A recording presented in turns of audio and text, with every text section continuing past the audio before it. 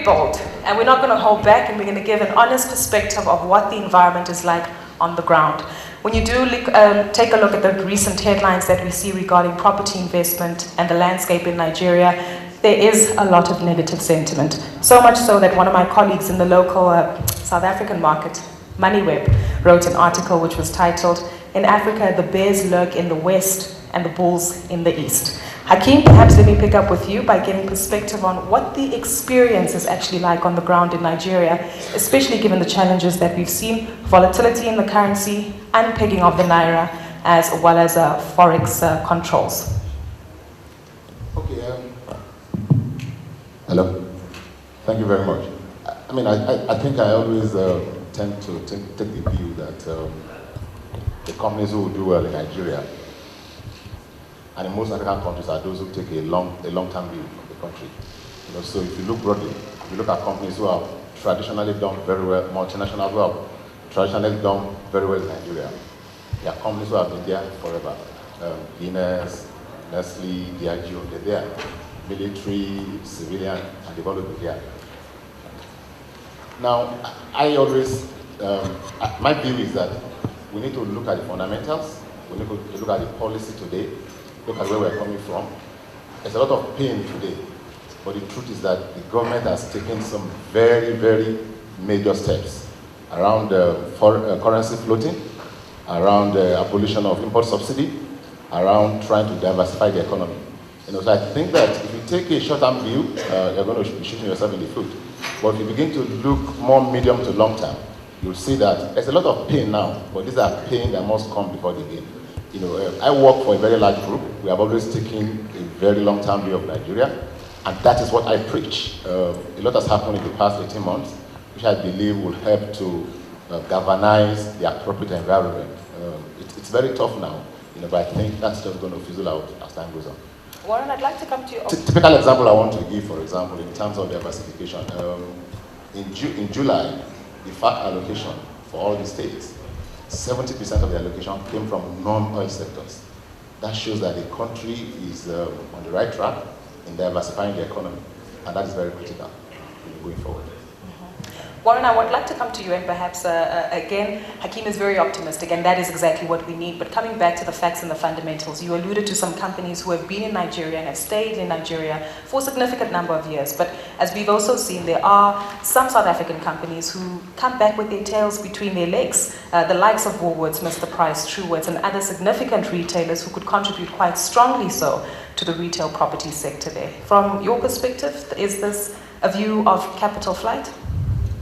I mean, firstly to say that what we as Vantage are is a Pan-African mezzanine debt fund. So we invest throughout Africa in any sector.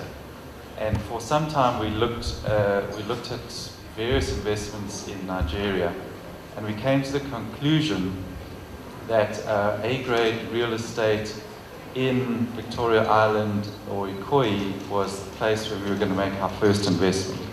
So we obviously believe in that as a sector.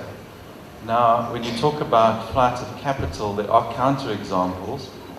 I can think of Kellogg's, who recently announced buying into a business in Nigeria. I believe Johnson & Johnson have decided to enter.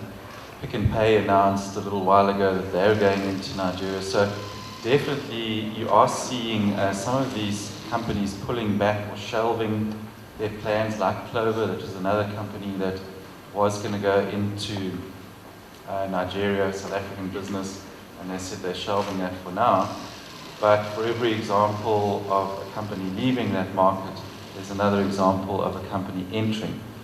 If you specifically talk about South Africa, I have to agree, there's been a number of businesses that have really burnt their fingers in Nigeria. I think of Tiger as another one. Bought into a business, then go to flour mills and ended up selling it back for $1. So there is a degree of skepticism, but it's just an economy you can't ignore. It's a large economy, 180 million people, and like I say, recently Pick n Pay said they were going into Nigeria. So it's a mixed bag. Michael, I'm hoping that you can get a microphone to you very briefly. I'd like to get your perspective on the economic data that we're obviously seeing floating on the unpegging of the Naira, the Forex constraints as well. You have operations within Nigeria. How has that impacted your business, if at all, over the last 6 months? And if any of the other panelists have feedback that they'd like to provide, please do feel free to do so before we head to the audience to get questions. Sure. It has definitely impacted on our business, and a lot of our associates and colleagues are in the room feeling the same kind of pain. But I think the Forex issue in particular has hurt extensively, particularly retail and to a certain extent office developments. The retailers are feeling the pinch. They are really struggling to access capital to buy imported goods.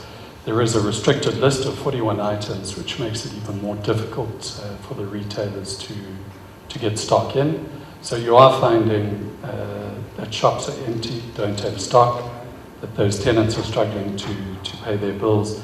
But it's also really easy to talk about the negativity at the moment. And to my colleague Jan on my left, who's opening a large shopping centre next week, I would like you to just make sure that you have 32 pints of blood in your body, because you are going to be bleeding along with the rest of us, at least until the end of the year. So we see the bleeding that's happening now will be moving into hemorrhaging for the rest of this year.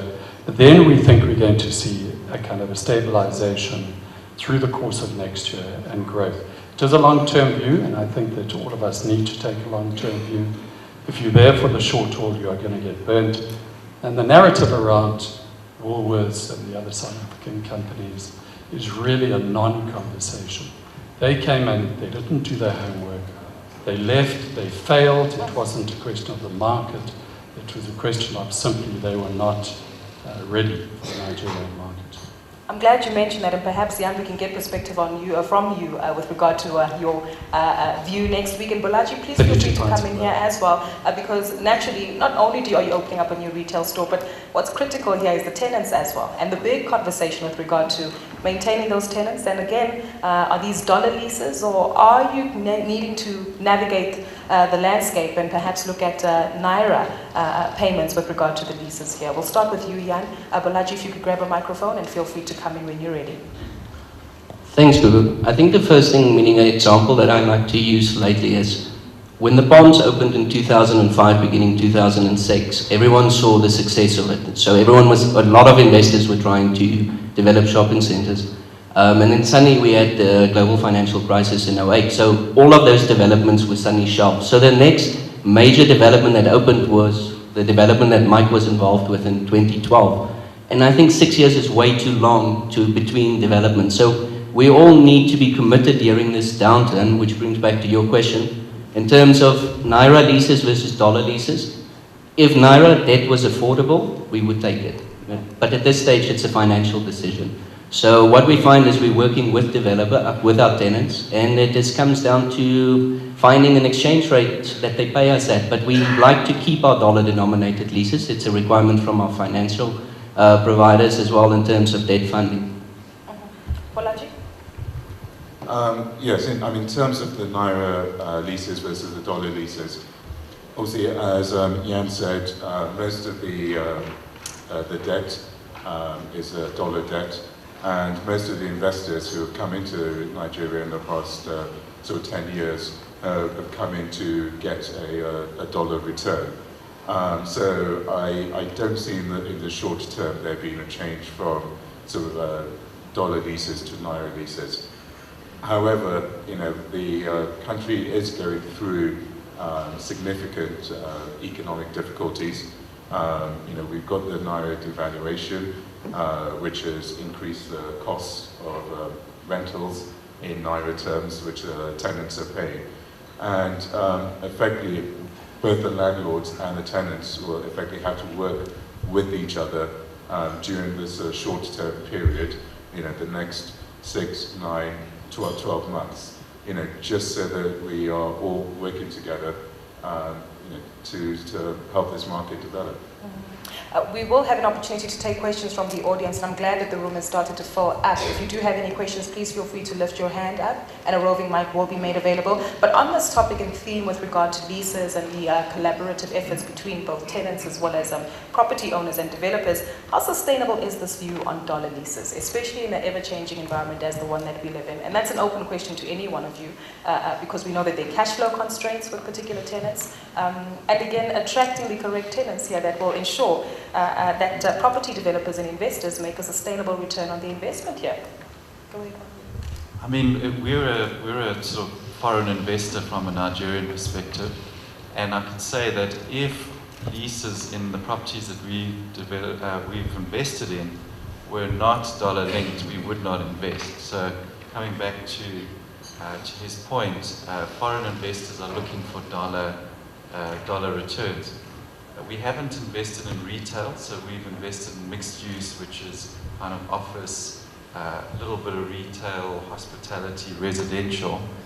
And I do understand that your retailers are taking pain and battling to afford rentals, but that just gives you a foreign investor's perspective. Why we like the sector, the sort of Lagos property, if I can put it that way, was partly because of the dollar link in terms of rentals and in terms of sales value if you're going to sell a property in that market. Okay, well, we are developers. We opened a shopping mall, festival mall, about 8 months ago. And we've also seen difficulties with the tenants, quite a number of them having difficulty funding some of their rentals. And what has happened over the past few months is that we've had to take a very pragmatic view, just like Bolaji said, of coming together and trying to see how we both work together to sustain the market in the short term. So we've had to agree on a fixed rate between ourselves and our customers. We've had sometimes in some cases peg it for 6 to 12 months, so as to give even the retailers some stability, some stable view of what their rentals will be because of the volatility in the forex market. But on a broader look, I always like us, because each time I hear a lot of South African companies, they've come in, they've gone out. We also should be looking at those who have come in and those who have done well. People mention Tiger Brands and Dangote. They forget to mention that Tiger Brands also has a very successful investment in our group with UAC Foods, which is doing very well. They forget to mention the fact that Imperial Logistics has a very successful investment with MDS Logistics, on which I sit as a non-executive director. They forget to mention the fact that Famous Brands has a very stable investment with our restaurant business. So we should look at these matters very broadly. There are difficulties, yes, but I always say that everybody should look at the fundamentals. What is the policy trust of the government? I mean, I'm a lot more hopeful today than I was even 3 years ago, because today I see a government who has taken steps to confront the key issues, abolishing subsidies on fuel, allowing the currency to float, which is what we have all argued for over 2 to 3 years, and taking other steps to ensure that the economy, shifts away from being dominated by oil. If you look at those fundamentals and you take a medium to longer term view, and if you listen to the economist this morning, he also said that we're hopeful by end of this year, the liquidity around dollar begins to ease out, and then the market begins to slip back gradually into what is a lot more normal, and that's the view that we have taken on the market. Go ahead, Bolaji. Yes, I just want to confirm what these two guys have said. Yes, we are going through a period of difficulty in Nigeria.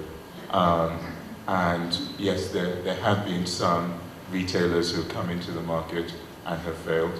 And like Hakeem said, there have been some who have come into the market and it's been a great success for them.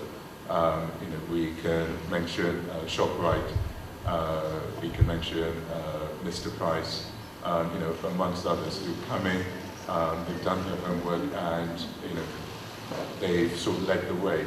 ShopRite has has led the way. Then now Pick and Pay are entering into the market. You also have Carrefour who want to enter into the market. And also, we are, from the exchange rate perspective, this is a period of unprecedented, volatility. Between, sort of the early sort of 2010s, for want of a better word, till 2014, the exchange rate was, relatively stable. Tenants and landlords could, budget and do their forecasts on a relatively stable exchange rate. Obviously, the last 18 months has seen huge volatility, but we sort of think that when foreign investors, especially bond and equity investors, start coming into the market, there should be more stability coming into the exchange rate over the medium term. I'm glad that you've all highlighted this because there are challenges, but naturally there are measures and means and ways to enter the Nigerian market to ensure that your capital is protected. There are other themes that I do want to delve into, to look for optimism. I won't stick to my attire and be morbid and depressed and black, but I want us to get questions from the floor now, if there are any. If you do have a question, raise your hand and a roving mic will make its way to you, just to get a gauge from the audience. Any questions at the moment that any of you would like to be addressed, or comments that you have? I still see you shy. The caffeine hasn't kicked in yet. But please do feel free and comfortable to raise your hand when you do have questions, because this is a very interactive session. But as you mentioned that there is a lot more optimism and opportunities that do exist within the Nigerian property landscape, I'd like us to explore on 3 particular themes. We've touched on retail, and we know the challenges that are there, and some of us are still very bullish and eager to continue with those prospects there. But what about the opportunities that are presented, Warren, as you alluded to, when it comes to mixed-use property developments? Hakeem, I know that you recently attended a Abuja Affordable Housing Summit in the month of July. Are we seeing advancements there and changes? Because I do understand there seems to be an oversupply in certain markets. And then there was another panelist that mentioned the change in direction with regard to capital allocation. Lagos versus Abuja. Where are we finding opportunities? Are we looking at alternatives outside of retail? And again, what's the environment like to ensure that we do provide the stakeholders, excuse me, in the room with some optimism here? Apologies. If possible, if there's a glass of water, please feel free to share. This is what happens when you don't ask questions. Then my voice gets strained. But please go ahead, gentlemen, on those 3 major themes, and let's get the conversation flowing. So we invested earlier this year in a mixed-use development on Victoria Island. It's a company called Landmark. Why do we like mixed use? One of the main reasons is that you can actually time the different phases of your development depending on where the opportunities are in the market at that time. Which would you launch first in an environment like now? Well, it really depends on what comes first. So in that development, they're building a training center because there's a tenant lined up for a training center, and then hopefully after that, your office towers. But if the opportunity arose to do the hospitality or the residential, depending on what happens in the market, you can phase it like that. So we do like mixed use, and we also like it because it differentiates you from just another office block or another residential block. And so I think it makes sense. I think in this market, there's definitely an oversupply of office coming through, an oversupply of residential, arguably an oversupply of hospitality. And so now you really need to differentiate, whether it's in quality, whether it's in the fact that you've got a mixed-use development, whether it's cost. There needs to be a real differentiation at this point in time in order to get those phases off the ground and be ready in 4, 5, 6 years' time when everything rebounds. That's when you want to be ready. That's when you want to have your buildings ready to go. You don't want to at that time decide now you're going to develop and then you've kind of missed the boat. Exactly. Okay. We also think there's a very strong opportunity in mixed use. We started a major mixed use development in Victoria Land some 5 years ago. We also started on the back of expressions of interest by potential customers. So we started with a residential building. Then we moved to the office block, which is the KPMG Tower. So we basically developed that for KPMG.